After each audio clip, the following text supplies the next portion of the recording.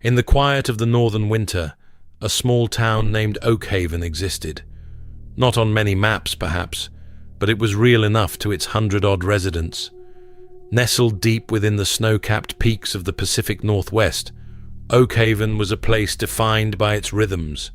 The rhythmic clack of old Mr. Henderson's snowplow clearing Main Street at 4 a.m., the smell of freshly brewed coffee wafting from Martha's Diner by 5, the distant howl of the wind through the pines. These were the constants. On the evening of January 14th, the cold was particularly biting. A heavy, relentless snow had been falling for days, blanketing Oakhaven in a pristine, almost suffocating silence. Inside Martha's Diner, the air was thick with the scent of fried onions and stale coffee. Martha herself was wiping down counters. Her shift was almost over. Outside, the streetlights cast long, shimmering halos in the falling flakes. The town was already settling in for the night.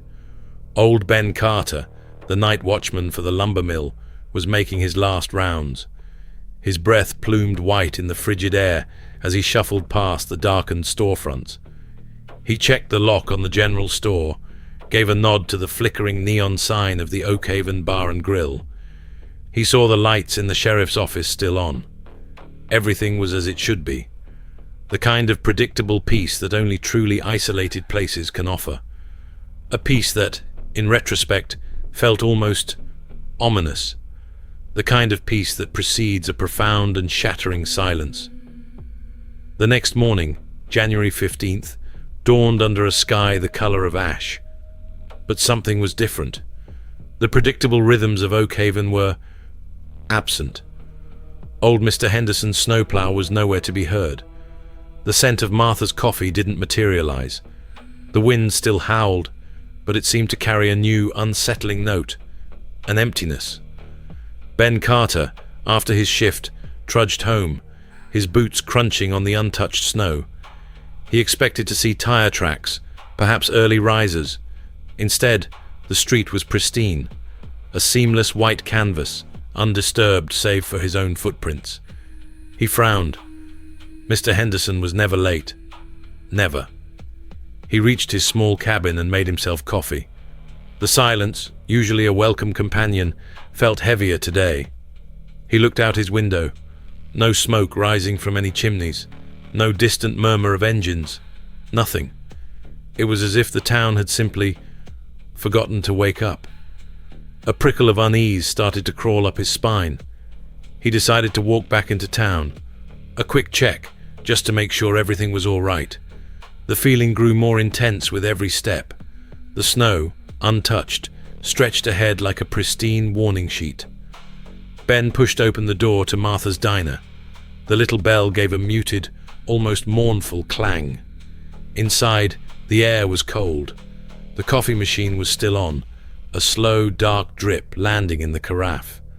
A half-eaten plate of pancakes sat on the counter, a napkin draped carefully over it. It looked as if Martha had simply stepped away for a moment, but the pancakes were cold, the syrup congealed. The chairs were pushed in, neat, too neat. No sign of a struggle, just an abrupt halt to an ordinary morning. He walked past the deserted tables, his boots echoing loudly in the unnatural stillness. He called out, "Martha, anyone here?" His voice sounded thin, swallowed by the silence. He checked the general store. Lights off, door secured. Newspaper delivery? Nowhere. A growing sense of dread tightened its grip on Ben's chest. He walked faster now. He checked the sheriff's office. Door ajar. Desk lamp on, illuminating a half-finished cup of coffee and forms. Sheriff Brody's jacket on his chair, his service weapon still in its holster. Ben hurried through the residential streets.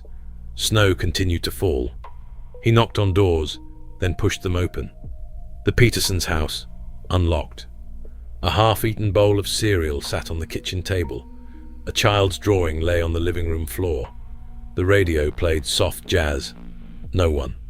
Every house was the same, a snapshot of ordinary life, abandoned without explanation. The town wasn't just quiet, it was utterly, completely empty. It took Ben Carter nearly 2 hours to confirm the horrifying truth. Oakhaven was deserted. Every single resident gone. He returned to the sheriff's office, trembling, to call for help. The nearest state police outpost was almost 2 hours away, even without the heavy snow. When they finally arrived, a convoy of snowplows and patrol cars, the incredulity on the officers' faces was palpable. State police, then federal agents, descended upon Oakhaven. It became a crime scene, or something stranger. The initial sweep confirmed no signs of struggle, no forced entry, no blood, no notes, no ransom demands, no indication of a mass exodus. Vehicles were left where parked, some with keys still in the ignition, some with engines still slightly warm. At the lumber mill, the main generator was still running, but the small crew was gone. Hard hats rested on a workbench next to half-empty thermos flasks. But it was the small, unsettling details that truly haunted the investigators. A child's red mitten lay perfectly centered on the war memorial. Every clock in every home they checked had stopped at precisely 3:37 a.m., all frozen. And in the Oakhaven Bar and Grill, the jukebox was still playing, quietly, a forgotten country ballad repeating into the empty air. The last patron's half-finished beer was on the counter. It was as if an invisible hand had simply paused time for everyone and then lifted them away. The investigation into Oakhaven's vanishing residents quickly became a national headline, then a cold case, a forgotten footnote. Theories abounded. Mass cult suicide, no evidence, no bodies, environmental catastrophe. The town's ecosystem remained healthy, animals undisturbed. More outlandish theories, alien abduction, temporal anomaly, were dismissed by officials, despite offering no plausible explanation of their own.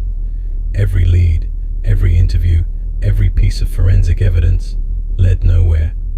It was a perfect, absolute void. 107 people had simply ceased to exist, leaving behind only the ghost of their daily lives. The snow that continued to fall over the subsequent weeks and months only served to bury any potential clues.